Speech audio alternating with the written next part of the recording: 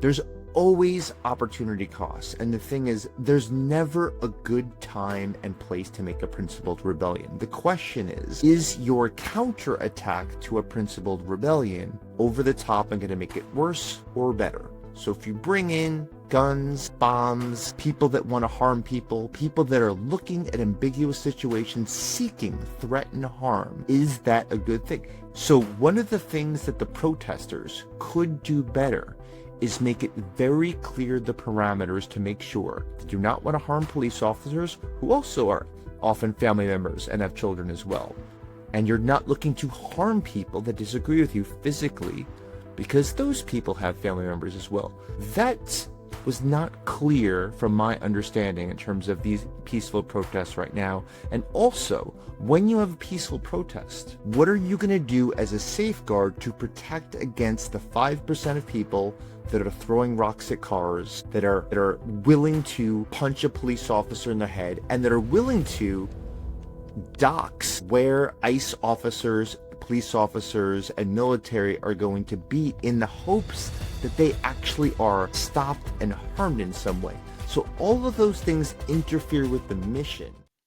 Hello, everyone, and welcome to this very special edition of Through Conversations podcast, where we explore the truth through conversations with the most brilliant minds. And today, in front of me is Todd Kashdan. Todd, thank you so much for joining me today. Really excited to be here.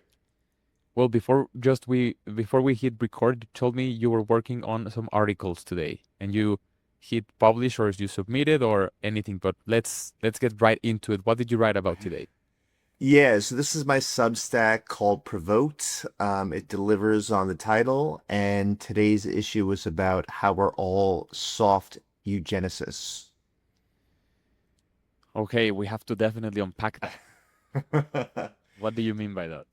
Well, for good reason, it has a very bad connotation to it when you talk about eugenics. It's the idea of I want to control the genetics of the human species and direct it in the way that I personally want with my values and interests. Like most terrible, horrific things, we can attach this to the Nazis back in Germany, almost 100 years ago.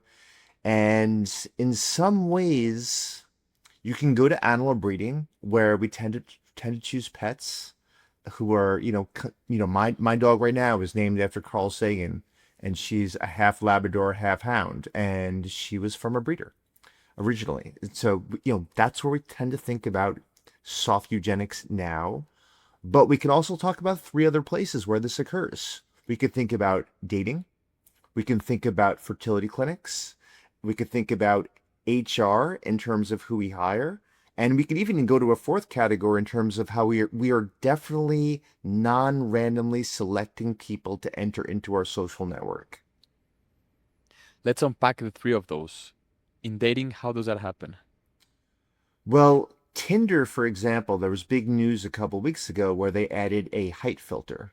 And now, obviously, this is not to rule out men over 5'10", so that you only want to choose people that are smaller. This is for, and my apologies to my cousin Matt, who is suffering from this immensely, this is for that most heterosexual women do not prefer men that are under 5'6", 5'7".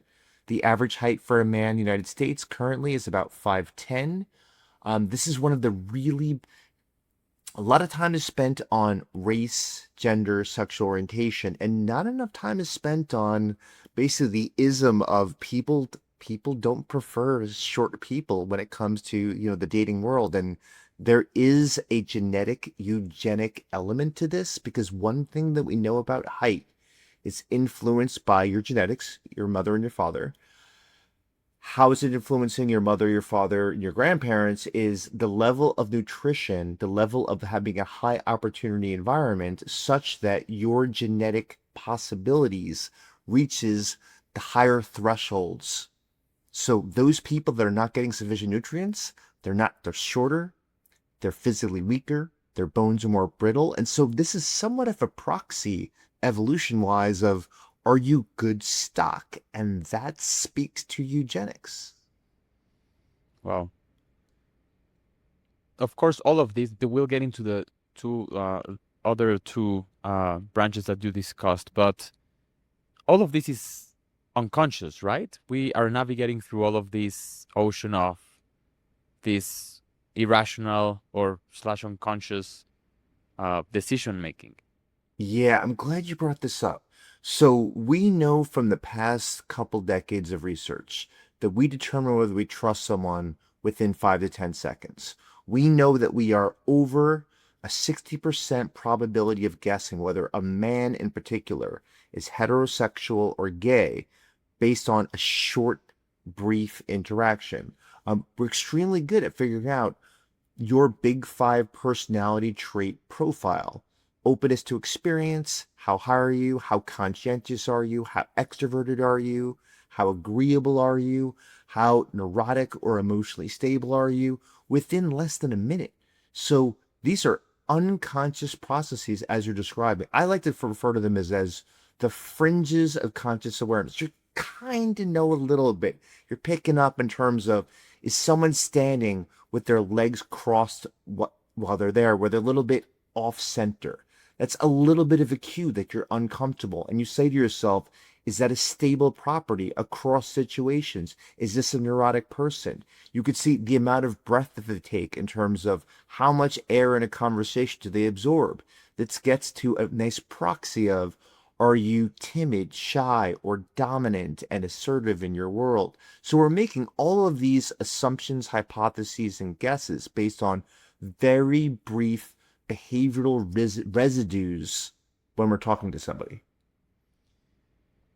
Wow. And then everything gets processed rationally, right? Like I didn't feel a vibe. I didn't feel maybe the right, we weren't on the same wavelength. But really, it also boils down into what you said, evolutionary patterns that were in the making for millennia before us. Yeah. I mean, even right now, we've just met each other, besides a few emails, and I can say you are above average already in openness to experience. Your level of emotional stability, you kind of hover around the middle, most likely when it comes down to it. Extremely agreeable. You have great cognitive processing capacity because you're already building off things I say extemporaneously. So you can make all of these really quick evaluations. And just as you're saying, then all of a sudden you process it rationally and like, do I want to spend more time with this person? Is this person a threat where I want to take a step back and maybe not go into the elevator with this person? So these are really great things in your personality in the basement, the dark, dank basement of your personality based on 200,000 years of evolution. And what I would say is, to make this useful to everyone listening, you want to pay attention, but loosely. Hmm. Okay, let's put a pin on that because that's intriguing.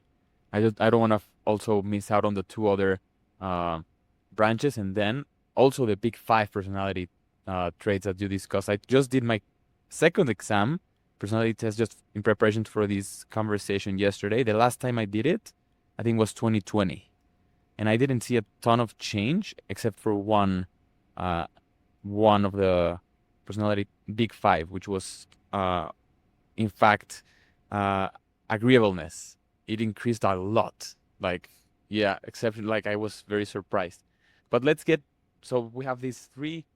Wait, well, what's your hypothesis for the intervention in your life that, because you're a full-grown adult, that made you more agreeable? Yeah, well, I guess that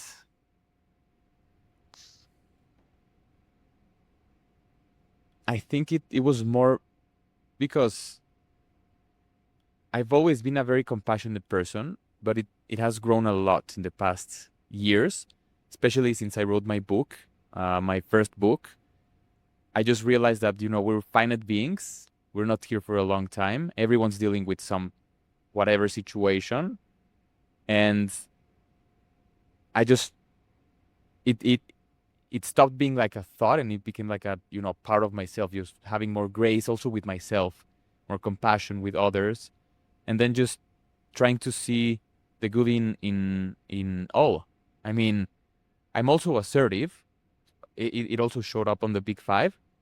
So I'm not necessarily always saying yes to everything, but I can see from where someone comes from. I guess that's my hypothesis. I became more patient. This makes you a great partner, great friend, great person to be around. Now I'm even more excited over the next 30 minutes. Yeah, and I mean, it's it's interesting because also part of our conversation will get more deeper into that is just this self-examination, introspection of who we are, not also applies to us, but it applies also as a group and as a collective, and just all of the dynamics that happen among us. But yeah, we can follow that thread, Todd, on the big five. We can follow that, or would you like to cover? We can wrap up the loose end of the three branches. We can cover fertility clinics and HR as well. Well, yeah, I mean, we could also, you know what? We could have it as a tantalizing, curious teaser. People can read the article. Yep, let's do that. Yeah. Yeah, I mean, I'm intrigued about the fertility in HR. So I'm gonna read that after we finish our conversation here. And yeah, why don't we go into the big five personality traits? I think a lot of our listeners uh, might be familiar with the concept, but why is it so important in psychology? It's really life. I mean, these person when Hello, everyone, and thank you for allowing me to interrupt this episode. I have a huge announcement that I'll be sharing with you just now. My first book ever is out now, called The Time Is Now, a guide to honor your time on Earth. This was a 2-year project that's been in the works. It's a tough love guide to honor your time on Earth. This book will show you how to reclaim your time and energy for what truly matters. Click the link in the show notes and you're gonna see also the link to the domain here, timeisnowbook.com. Order a copy for your loved ones, and I'm so excited for you to dive into it. Thank you. you think about the replicability movement in psychology, so we're finding that a lot of the studies in the 70s and the 80s, much less the 90s, that they're not replicating. And part of it was because of perverse incentives, is that one way as a scientist that you get prestige, and we all play these status games. Who has the biggest prizes? Who's got the biggest biceps? Who has the biggest, the greatest, like, cheekbones to kind of attract other people? Who has the best smile, the best storytelling? And one of the ways in science that we get prestige is by publishing these scientific articles in very prestigious outlets. The media picks it up.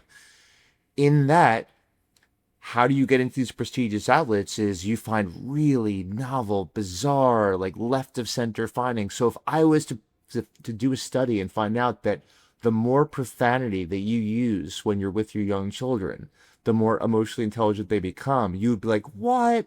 I gotta read that article. Like, and talk about it with my friends when we're going for walks at parenting groups. There's no such study. Um, but there is research that shows that the more profanity you use when you're under psychological or physical stress, the better you're able to tolerate pain. That's a pretty cool study. It's been replicated multiple times. So, one thing about the big five personality traits is these are stable, replicated findings. At least 100 countries, you find the same ones. And so, if you want to quickly try to understand what another person's personality matrix is, this is a nice little framework that you can hold at all times when you're in social gatherings. And you can ask yourself, why am I attracted to this person? And figure out, does it work with the dimensions of personality that I like? And why am I unattracted and have a little bit of disgust and dispelled by someone, and figure out, is it something that they deserve? To going back to your point of, you've kind of experienced that you have more grace and forgiveness towards other people. Can we give more room for people to be divergent from our own personality? Because we definitely have this egocentric leaning of, we are attracted to people that have similar personality profiles to ourselves. What personality test would you recommend for our listeners if they're interested in? Big Five Inventory 2. So this is the second edition. It's free online, and I'll send you the link so that listeners can get a copy of it. It's easy to do online. And, the biggest reason why I was surprised is because I did read once when I first did that test that the personality traits don't really change as much during our lifetimes. Is this true, or an eureka moment happened? Was I an outlier, the first one to change? As I have to be a subject on one of your experiments. Well, just the fact that you have this podcast, you are a psychologically minded person. And so that's going to increase the propensity that you're going to direct your curiosity inward, try to understand your motives, your goals, ruminate about your past, what the things you've done in the past, have this idea of what's the ideal self that I want to come, and I want to close the gap between who I am now and who I ideally want to become. People that are like that, you're basically walking self-improvement books because you're constantly evaluating yourself. The other thing about this is research by Brent Roberts at University of Illinois, Bill Chopik and Michigan State. They've been collecting data showing that there are personality interventions that can move you about 5 to 10, 15% over the course of a couple of years. And it really requires you setting very clear goals and very specific behaviors that you engage in of the trait you want to become more of. So, for example, if you want to be more open to experiences, well, one thing you want to do is you want to be more attentive to what's the beauty in the mundane around you. As you walk around, did you pay attention to the plants that were on to the left and the right that you had to look down? Did you pay attention when you're going on a hike and see and look at the canopy of like where's the hole in the trees where you could see the sky, and like did you appreciate like that the shadow for every single tree, for every single step you take is different than the ones before that happens there. And when the light comes down and it shines on something, do you feel there's something meaningful of like, why is this particular insect, the light, hitting this? Why is this particular patch of dirt look as if some kind of creature was on it beforehand? Most of us, it's just great that you go on a hike and you get some nice fresh air, but there's this other level of beauty that's right around you that it's easy to ignore of. It's just another tree. It's just another centipede. And so if you just experiment about really exploring your environment, keep repeating that behavior, keep grabbing that novelty, that's an intervention to start increasing your curiosity, your aesthetic appreciation, and your openness to experience. And would you say, Todd, that it's easier to make those kinds of interventions on traits that, correct me if I'm wrong, but trying to articulate, conscientiousness, industriousness, these can be considered as positive traits, right? And then we have the neuroticism, uh, negative traits. Is it easier to tone down those that we're trying to, decrease, such as no one wants to, I don't know, no one wants to be a neurotic, versus someone who wants to be, hugely inspired by life and, seeing a caterpillar and just being struck with the beauty of it. So which one's easier? This is a really great question I think people jump over. So, one thing is the first quick answer is we have no idea. And that's great because, as a scientist, if people are kind of paying attention, we've got lots of cool questions to answer still. The other one is that there are endpoints on these dimensions where one tends to be an unhealthy endpoint and one tends to be a healthy endpoint. So it's really not different traits. So if you think about neuroticism, the interesting thing about neuroticism is when you think about what are three characteristics personality wise, that's all we're focusing on right now, that you would not want to find in a potential mate. One of them that is the greatest predictor of relationship problems, and I don't want anyone to listen to this to take self-blame, self-loathing. It's not really your fault because, blame your parents, grandparents, great-grandparents. High neurotic people that are high in this neuroticism, tend to have difficulty forming and sustaining relationships. It's simple, is they're really bad at conflict resolution. And it can wear and tear at the fibers of another person, of listening to them, for lack of a better word, whining, complaining, and venting, which has its place. But on a if you're anticipating it because it's so frequent, intense, and long lasting, you're going to go elsewhere. Just as you said, we have only a limited amount of time in a given day, week, and lifetime. And not many of us want to spend it listening to someone's anger, anxiety, and sadness. Not that we don't want to be there for people, but I'm talking about frequent, intense, and enduring states that are negative, and that is neuroticism. But on the other end of the same dimension, one side's high neuroticism, and one side is high emotional stability. And so you now, in terms of which is easier to change, it's a fantastic question. I have no idea. How would a highly, if someone is listening who, you know, due to their soft eugenicist grandparents and parents, they became neurotics. Um, how can they manage, those emotions that, I have these uh, unfortunate or, however you want to say it, not to just also put burden into anyone, but I do have, anxiety in that sort of situations, and maybe I'm lacking that skill set, that tools to manage it on my own. So how can we, you know, Todd, recommend uh, the first stepping stone for those individuals who might be experiencing this to improve? Yeah. So I'm going to give the quickest tip that is not universal, but it's like, what's one thing you can start? If you are high in neuroticism, you have frequent, intense, enduring, unwanted, undesirable negative states. The best advice that I can give is try to lean towards me more approach oriented versus avoidant and dismissive when opportunities arise. So, one thing that when you're high in neuroticism is that you tend to interpret ambiguous words that are said by other people and situations where you don't exactly, there's a lot of uncertainty. You don't know whether you're going to win or lose. You don't know if you're going to curry favor by people or be rejected by people. And the tendency for people high in neuroticism is I'm going to take a step back. I'm not going to engage.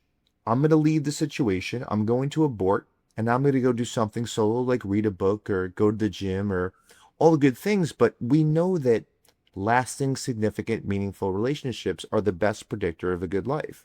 And so as you get into this pattern of avoiding situations where you think there's a possibility you're going to be judged, evaluated, rejected, over time, that is a recipe for not honing your social skills, not developing relationships, and not having a good time when you're interacting with other people. So just experiment by throwing things out there.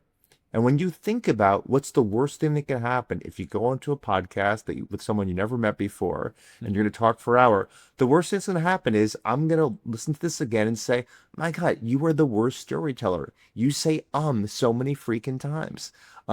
Your facial gestures are terrible. You always look like you're going to punch a wall. That's the worst thing that's going to happen. What's not going to happen? You're not going to hit me. You're not going to shut this down and say, you know what, Todd?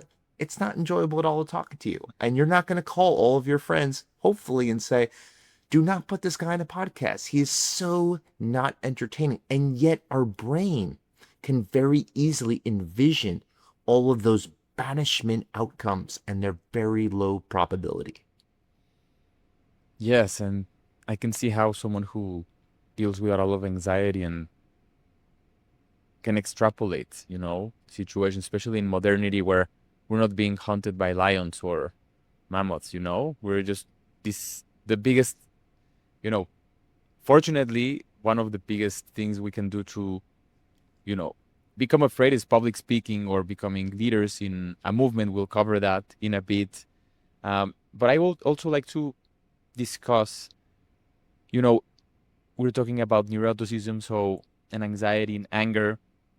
And you've argued previously that these emotions, guilt, anger, anxiety, they might also be functional. They might serve a purpose. And that's interesting because a lot of psychology says, avoid this or, don't embrace your shadow, quote unquote. Uh, how can we think about these emotions in a better way in modernity talk? Yeah, you're doing your reading. Um, every emotion has its purpose. So if I had the ability to do psychosurgery and remove emotions that you would not like to feel from your brain, you will do worse in society. Any one of them. Boredom, anger, guilt, anxiety, fear, worry, embarrassment. Probably the two emotions that are the least helpful in your life is shame and humiliation. Humiliation, in some way, is the opposite of feeling a sense of belonging and relating to other people. And so there's not much benefit for feeling humiliated. But even that, let me flip this for a second. It is a Evolutionary psychologists refer to this as an early warning detection system that you might be rejected and ostracized by other people. And if you think about it from that perspective, would you like to know, or would you like people to pretend that you're fine if you're potentially about to be rejected and removed from a social group? I personally would want to know because I'm an ex-athlete. So I like to have the mentality of leave everything on the field before the game is over. And so if there's a possibility that I can avoid being banished from a social group that I like being part of, try to give me an early warning so that I could potentially do something. So the gods of evolution have granted us this terribly uncomfortable experience called humiliation, which is basically saying, listen, Todd, you sucked for the last 2 hours. You were extremely critical. You interrupted people. You ignored people that wanted to talk. You shushed people down. You're feeling this thing right now that is really uncomfortable because you don't suck. You sucked in the last hour. So switch things around and maybe everyone won't hate you. Not going to feel good. Going to have a really bad day. Your mind is definitely not going to pay attention to the ramen noodles that you might have for a snack afterwards, but it might have saved your tush for staying in that social situation and that social group. And what about guilt?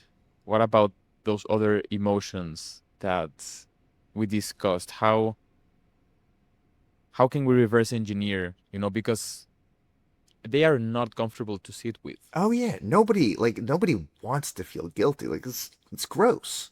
So imagine this. Imagine that I could do psychosurgery and I just remove guilt from your brain. Here's probably what's going to happen. You're not going to have any friends. And the reason is because someone's going to lend you money sometime when you forget your wallet, and someone's going to help you move from your apartment to your new place. And then you're not going to feel anything. Like you're not going to feel like, oh, damn, I feel like I'm a little bit in the hole. I'm going to look for an And I'm excited to also announce that I'm going to open through conversations to a members exclusive section only, where you'll be able to access episodes earlier. I'm going to create so many perks for you that I'm excited for. I wanted to get the best value possible, and I've been thinking on how to do it. I want to give you access to early videos. I want to give you also access to, when I record an interview, that you have access real time to just watch while we record, and also to have a live stream, meaning that you can tune in and ask your own questions, your Q&A to some of your favorite guests, and also some of the guests that you don't really know yet, but you would love to hear. And also that way you have some sort of skin in the game, as you're supporting the podcast in some way and you're more invested in the success of it. And so I'm excited for this opportunity to return the favor. When someone asks you, do I look good in this dress? You're going to say the wrong thing. When someone says, hey, what do you think about my new girlfriend and boyfriend? You're going to say what you really think and not thinking of their well-being when you say it. You're going to point out all their foibles, all their problems, and the timing is going to be wrong. They're going to be super excited. You're not going to believe this. I think I'm about to fall in love. And what are you going to do? You're going to say, do you really trust them? Here's what I heard in terms of the grapevine, why you shouldn't trust them. Just at that moment, you are going to suck out all of that joy, all of that excitement out of their body, and you're not going to feel anything for it. When you engage accidentally in cutting someone off on the road, you're going to wave at somebody thinking, They're not going to mind. It's no big deal. I don't feel guilty that happens there. You will probably end up lonely, friendless, jobless, probably in jail at some point. So it's just a nice way of thinking about you don't want to feel it, but boy, do you need it. Wow, 100%. Yeah, it's like a social temperature check as well. Because if you couple it with empathy, um, it can be a good trait. You're hedging between the two. Empathy can be, very powerful. You're thinking about others and how others feel, but guilt is also, the other way around. It's kind of like a reverse empathy, if that makes sense. Yeah, I mean these are forms of social glue. We want to be in a group with people that feel guilty. So right now, yesterday, I am planning, I'm going to be the chaperone for 15, 18-year-olds for a beach trip in Myrtle Beach on a trip. It's going to be terrible. I'm going to have the worst time ever. Because all I have to do is stay sober, keep people safe, nobody gets into any fights. Just yesterday, I asked all of these high school kids, their parents, listen, can you guys create a sign up sheet of who's going to bring what in terms of food, ketchup, napkins, toilet paper?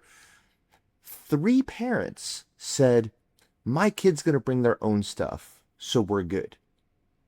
Now, in a group of people, of 15 people living in a house, you might want to save money, but the fact that they don't feel any guilt for not contributing to this household, are they not going to use my ketchup? Are they not going to use my toilet paper? Are we going to have 15 sets of mustard and sriracha like in the refrigerator? It sounds terrible. So the idea of not experiencing guilt makes me think of these three parents and saying, I don't know if I'd want to invite you to like a picnic or a party because you're not thinking about the collective at all. Mm. Wow. Yeah, and the collective, social groups, and this ties up with your book, The Art of Interbordination. Interbordination. My Spanglish played me this time around, but it's the timing of our conversation today is, we're witnessing what's happening in LA with demonstrations, politically charged subject. Of course, we can get into it politically wise if you have something to say about that, by all means. I'm interested in the psychology of it because you know your book is a powerful reminder for all of us that if we have sense of agency.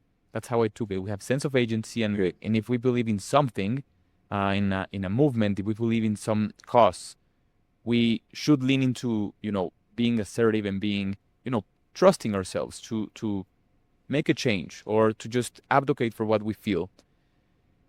In this case, it seems as though there's you know, a lot of tentacles of movements that perhaps have, I wrote in my book, it's a quote that stayed with me, that some ideologies, people don't possess them. The ideologies possess the people. And it seems as Nice. though they're being possessed by, some ethos or of whatever uh, is trending. So talk to me about, and to our listeners, about the art of interbordination, and how does this tie up with what we're seeing, socially in LA and elsewhere. Yeah. So I'm going to pivot on the politics of this because I think that, we should always have a set of people that are on the left, on the right, in the middle. So think about this as this is relevant to everyone and everything. Um, okay, so let's pick on both sides and talk about where the problems are and then how they can do this better based on the science of principled rebellions. Hmm. So there's a lot of messy stuff to go around here. So first of all, it is a wonderful thing to challenge outdated rules, outdated norms, and authoritarian regimes that try to control people's behavior and step on other people's well-being. So we need people to do this. And to go back to, unfortunately, like the most powerful example in human history in America is and in Europe is World War II. So like you needed people. We could have used people who stood up to Nazis a little bit earlier. Like it could have prevented a lot of damage and a lot of deaths. And then so it's important to hold that. In this situation, if you feel that people that are legal or illegal immigrants, they're still humans, they still have full minds, they still have like functioning bodies. A lot of them have children. And when children come into the equation, we should be responding very differently because they do not have to the agency you described to pick where they're going to live, how they're going to live, and they don't really have the concept, and most adults don't have the concept of what does it mean to live in a community where you are an illegal versus legal.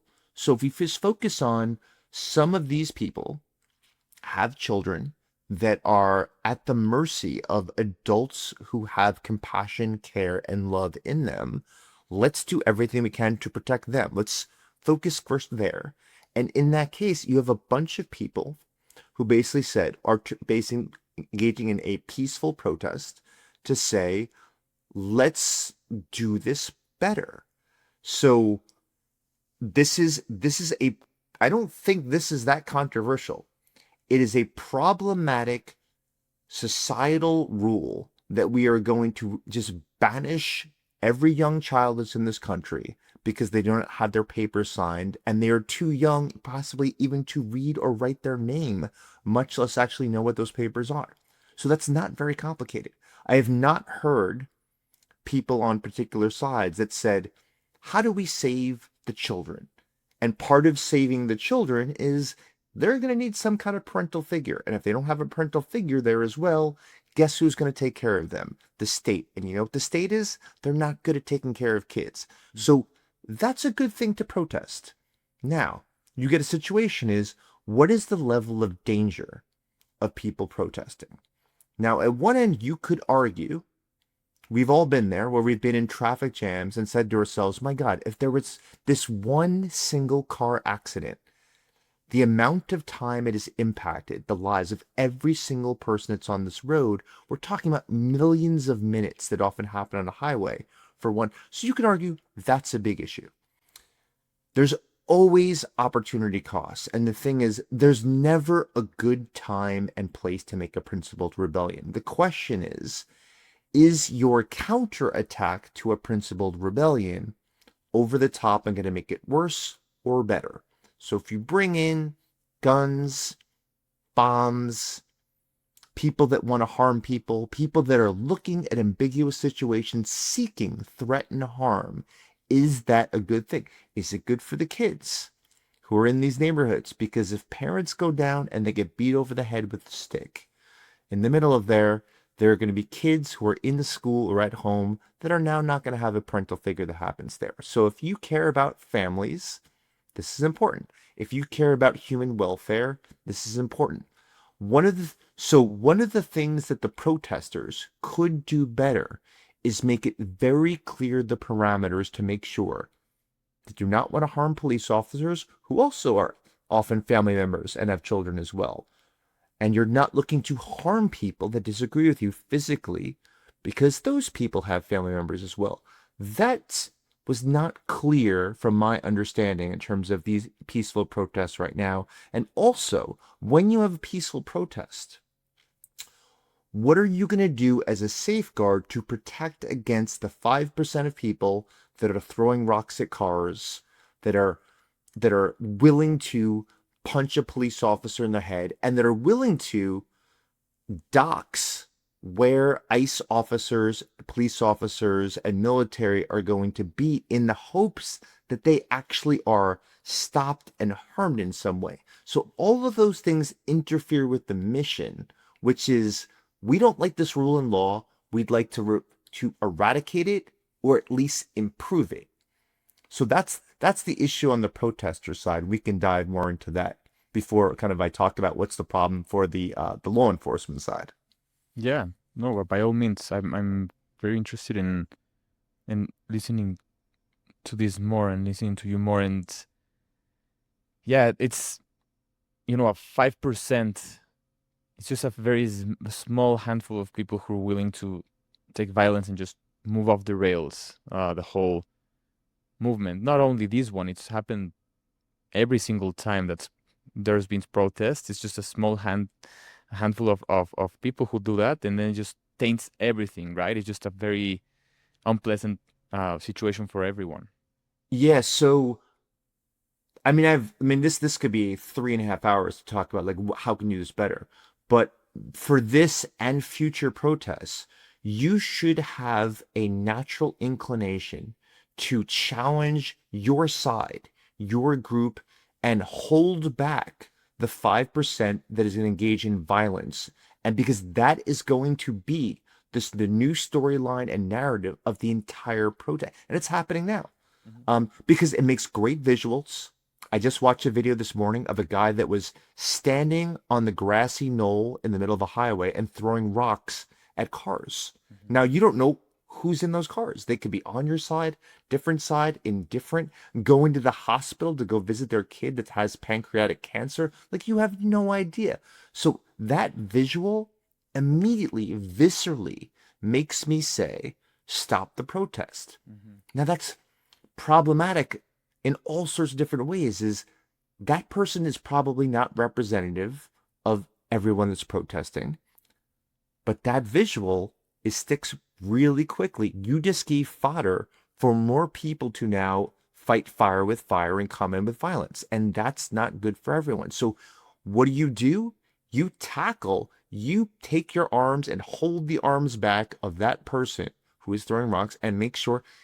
And if you do it on your side, you build social capital for the other side. So whoever is if you believe that the adversary in this situation are, you know, officers, military, ICE officers, you get social capital and you win more persuasive power by holding back the guy that's throwing the rocks, by holding back the person with the Molotov cocktail. And if you're handing weapons in your car, you should be stopped by people that you're handing the weapons to. They should be saying, you know what? Appreciate it. I know you care.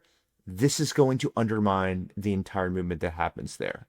And so that's that side. Like in terms of there's lots of unforced errors, and I already know how this is playing out because everyone online pretty much knows that outrage gets more clicks. More clicks means more money. More money means more prestige and power. And so, how are you going to get that? It's not someone holding up a sign on a placard that says, ICE go home. It's going to be someone that's going to throw rocks through a window. And so, your job is to make sure that 5% doesn't happen. Yeah, they're appealing to our evolutionary blueprint, right, of danger and of amygdala activation, so that pays more clicks. How does the other side, Top, play into the equation, the law enforcement? You mentioned that. How can they do better? Yeah, so I'm pro both these sides, and I know people hate this. They think of like, you're too weak and timid to choose. It's like, no, I can see the frailty of both issues. Um, I like police officers who are trying to engage in justice and protect those people that can't protect themselves. I like the military who make sure that no one's going to basically fly a plane into another building in my country, like, or any country for that matter.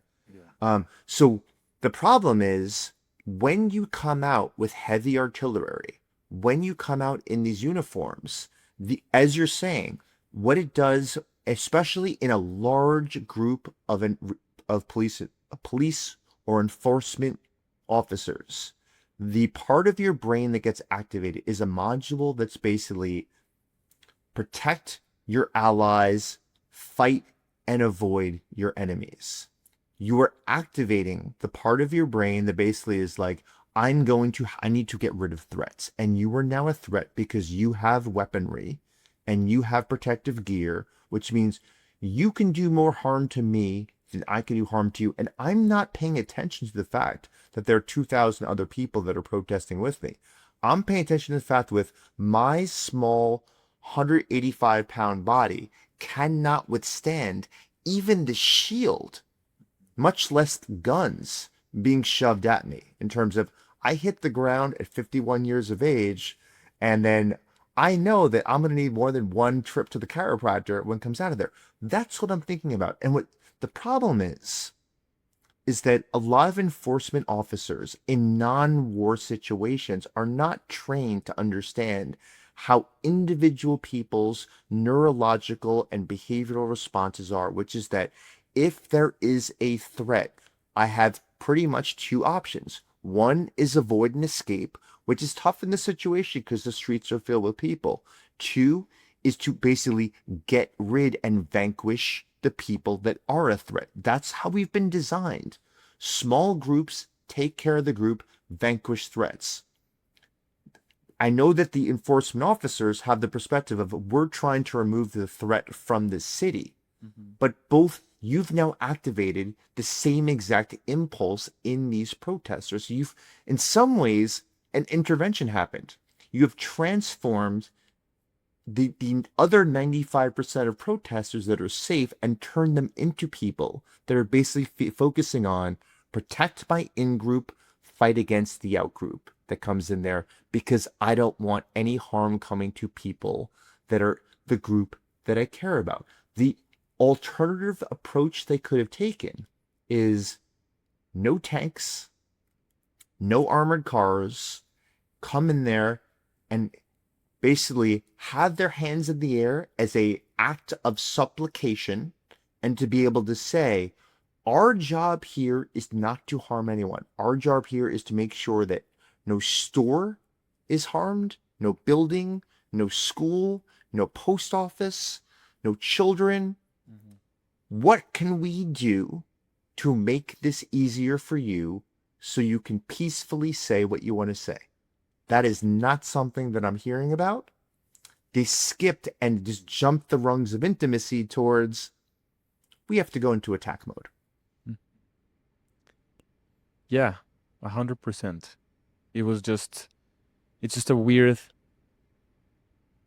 it's a weird situation, of course, but it's odd to see, the same military being used for the same city, it's an American city. It's just like you said, could have been like, hey, we're the same team here. We can work this out. Let's see how we can help each other, and also within the group itself, the one whoever's protesting is just we all have power into advocating for what the right principled foundation of the movement should be. So it's a whole situation, Todd, and one of my concerns is when we see such movements or such chaos,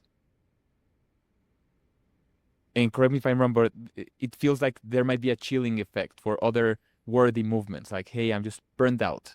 I cannot do this. I can't be advocating for my movement because just I can't change a broken system. This is gonna happen.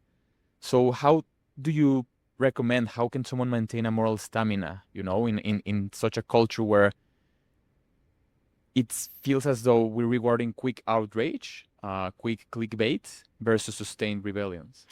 Yeah, there's a lot here. I mean, both sides, and there's probably more sides than the two, but it's easier just to talk about as two sides. Both sides need to basically put their patriotism and care for humanity first. And both groups are being tainted in different ways of not making that a priority. And this will happen again. What I'm actually worried about is that this is going to have the speed to which future protests move into violent and aggressive mode will be quicker than it needs to be, and because of the anticipation that there's going to be a counterattack. And that's what I worry about, because these are some causes that I care about. I also honestly, and this isn't like a both sidism thing. I don't know if people talk about that anymore, because I have lots of friends that are U.S. Marshals, police officers, firefighters, military. I don't want any of them harmed either. And I also know the people that I know, they're not like they're not the aggressive ones where they're looking to go smash someone's head. So there's also another level of this in terms of this conversation needs to occur when things are at peace. So in terms of when you were recruiting, when you were training, how do you prepare people that even if someone talks smack to you, even if someone spits at you that comes in there, can you have the level of Marcus Aurelius stoicism? We know you probably like David Goggins. We know you probably like, like all of these Grecian Epictetus's texts and in all these, everyone's talking about the beauty of stoicism. This is when you get to see it. If someone is not physically harming you and you are trained to uphold the law, can you be trained such that it would require them to be at DEFCON 3 for you to be aggressive because you are stronger, you have more weaponry, and you are trained that you could actually kill somebody? Most people don't know how to wrestle well. Most people don't know how to box well. Most people have no idea what to do when someone brings out a knife or a gun or a broken bottle. Most people in enforcement, law enforcement writ large, know what to do in these situations. And so there is an onus on them to lean towards being assertive and accepting, even when people are pretty mean to them. Not that it's nice for people to mean to you, but that's the line of work that you're in that goes in there. And then, like I said, I just want to reiterate it again. The 5% that are violent of the protesters, they're essentially the ones that are going to be the cause of 30% of the group. I'm just making up these numbers of now being the casualties. Like, you're going to have collateral damage because of the small subset of people that just push law enforcement too far. And so the training has to be earlier for protests in terms of, okay, let's have some rules of engagement. And the training for law enforcement has to be really early of, people are going to hate you. You're going to go in the street. You will be loathed. You will be spit on. Profanity will come your ways. Guess what?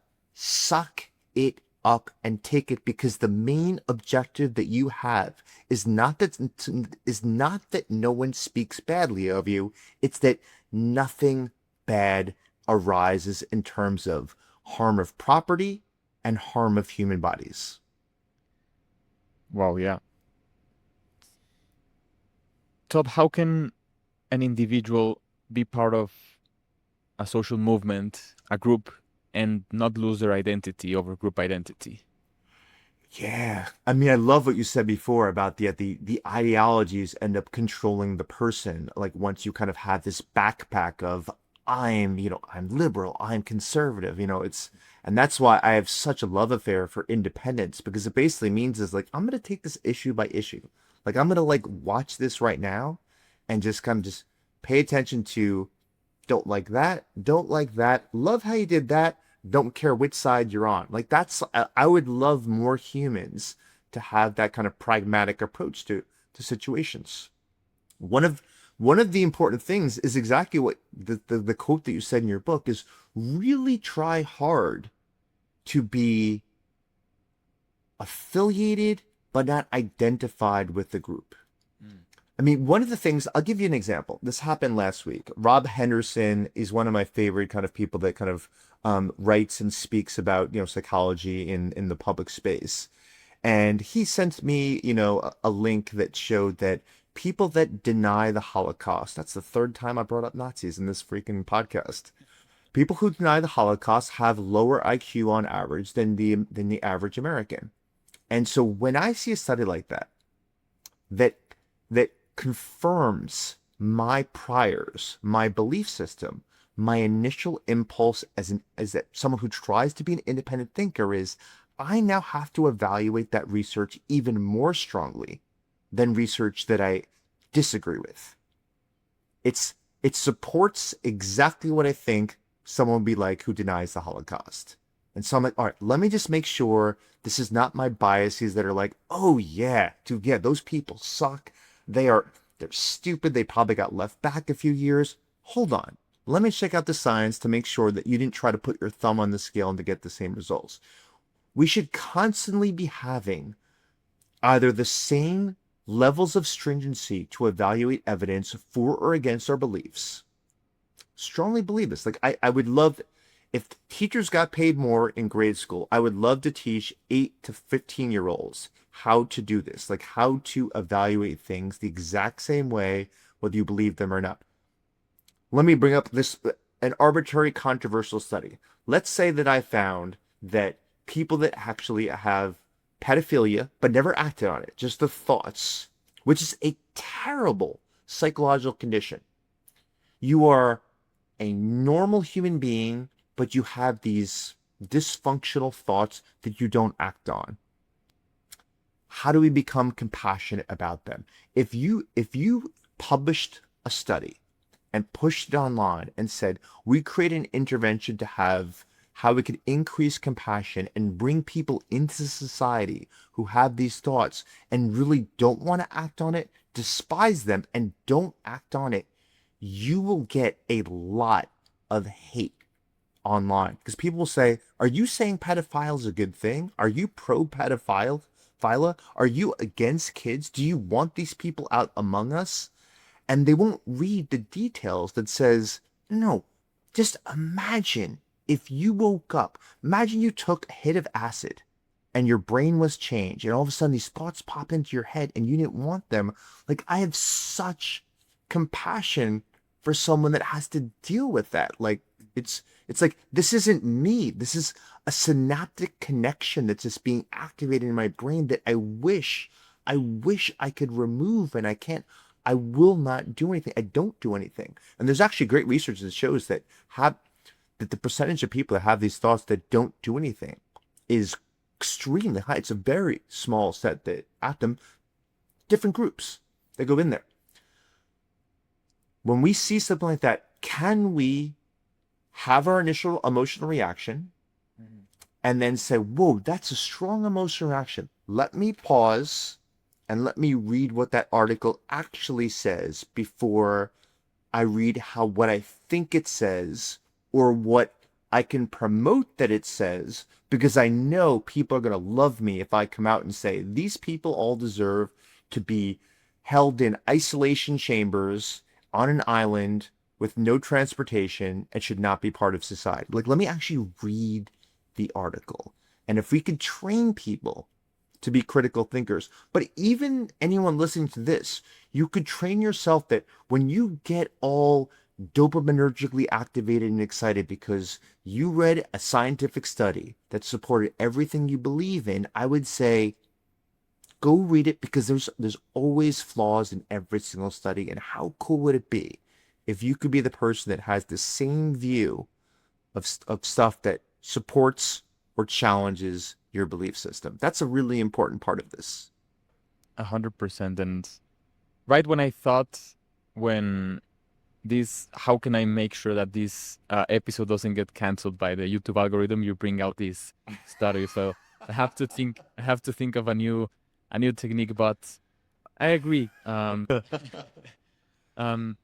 Todd, it's interesting because the foundation of your work also is, and I believe the right approach towards bringing more people into thinking, taking that pause, having that emotional reaction, is a curious driven life. You've always advocated that it's curiosity, not happiness, that really drives us. And so, as we begin to wrap up, unfortunately, the conversation, I know we're short on time, but let's have this conversation again in the future, is how can we nurture that curious aspect, that curious personality trait of ourselves? Yeah, I mean, it's gonna sound so lame and so Barnes and Noble self-help book section to say this, but you really have to interject more open-ended questions as you walk through the world. And so, for example, all the things that I just talked about that's gonna get this removed from YouTube, to ask yourself, and the nonverbals matter. Like I would want a comment in this podcast to say, I mean this with the greatest sincerity. I'm just wondering, like, is Todd supportive of pedophilia? Like, based on what he just said there? And then if you ask it in the right way, I'll answer it. Now, you can imagine the exact same person writing a comment of, sounds like Todd's into pedophilia. And I'm not going to even respond to that because that's like you didn't listen to our conversation. Like you listened to all the details that happens there. So if we can lean towards these open-ended questions, you're at dinner with your friends and someone talks about, you know what? I can't stand like homeless people. I just feel like they're everywhere and they're taking up space and like I pay taxes like to be on these roads and to have and to clean up the neighborhood. And like what's up with that? When you hear that, and if and you are supportive of helping people of a lower socioeconomic status, there's two ways you could respond. Well, it's more than there's at least two ways you can respond, similar to what I just said for a comment on this podcast, which is one is that like you seem like a terrible person. Like you don't care about people just because they can't afford a house and maybe they had a mental health problem they couldn't have a job. So that's very denigrating immediately. A curious way of asking the same thing is, I'm listening to what you're saying, and I don't want to misinterpret like your belief system, but like where I'm just curious, like where should homeless people go? And you can hear the inflection in my voice where like I'm really interested and I'm not condemning you for the thing that you said. So if we can, so there's a way of having this curious conversation style where you're not just diffusing conflict, you're actually opening up ways, portals to persuade people. And I don't want to sound like I'm going to be Miss Universe here, but like to make a better world starts with simple one-on-one interactions and group interactions where we have to loop it back in a level of grace and charity and openness of like you may have said something that I would label bad, but I don't think you're a bad person until you have provided behavioral evidence to say otherwise. Yeah, it's no, and it also, like you said, a curious driven approach is just, being genuinely curious about the other person's perspective, understanding also like communication wise is just very, very good because you're bridging that gap of interpreting, assuming, making assumptions, conclusions. In today's world, it's just very easy. It's super easy to just make a conclusion and then just shut someone down who could potentially be a great friend, great coworker, uh, you know, partner. So I'm hoping that our conversation, future ones, and also your work, which I'll recommend to our listeners as well, uh, helps us bridge that gap because we need that. We need this curious also for ourselves, to make the best out of our time alive. Curiosity is just doesn't make sense that we're on this blue marble, spinning around. It's just even though we make rational sense of it, it doesn't make sense. And so why not just be curious about life itself? So thank you for your work, Todd, and I appreciate you joining me. And yeah, well, let's keep the conversation going.